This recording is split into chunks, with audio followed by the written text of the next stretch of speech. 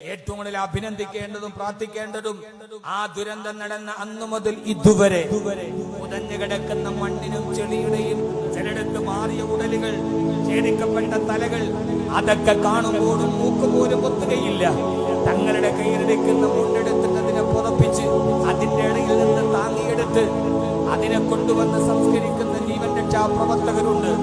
ആ ചെളിയുടെ അടിയിൽ കാറ്റും മഴയുടെയും ഇടയിൽ സ്വന്തം കുടുംബത്തെ പോലും മറന്നിട്ട് ജീവൻ പണയം വെച്ച് അവിടെ രക്ഷാപ്രവർത്തനം നടക്കുന്ന ആളില്ല. അവരെ സംബന്ധിച്ചോളം ആ മണ്ണിന്റെ അടിയിൽ പുതഞ്ഞു കിടക്കുന്നവരുടെ കൂടപ്പറപ്പുകളല്ല, അവരുടെ സഹോദരങ്ങളല്ല, അവരുടെ കുടുംബക്കാരല്ല. എങ്കിലും മനുഷ്യത്വം എന്ന ലോകത്തിലെ ഏറ്റവും വലിയ ഒരു ബന്ധത്തിന്റെ പേരിൽ ആ പുതഞ്ഞു കിടക്കുന്ന ചെളിയുടെ ഇടയിൽ ഇനിയെങ്കിലും ഒരു ജീവൻ കിട്ടിയാലോ എന്നോർത്ത് നിരാശപ്പെടുമ്പോഴും GPRSന്റെ സംവിധാനം പരാജയപ്പെടുമ്പോഴും മണം പിടിക്കുന്ന നായ്ക്കളും പരാജയപ്പെടുമ്പോഴും ഇല്ല, അവസാനത്തെ മൃതദേഹവും തിരിച്ചെടുക്കാതെ ഞങ്ങൾ പിന്മാറില്ലെന്ന് പറഞ്ഞ് പ്രതീക്ഷയോടെ ആ ചെളിയുടെ ഉള്ളിൽ ഒരു ജീവന് വേണ്ടി, ഒരു ശരീരത്തിന് വേണ്ടി കാത്തിരിക്കുന്നവർ, ദിവസങ്ങളായി ഭക്ഷണത്തോട് പോലും മാറി നിന്നവർ, കുടുംബത്തോട് മാറി നിന്നവർ, അവരാണ് ഈ കേരളത്തിന്റെ ഏറ്റവും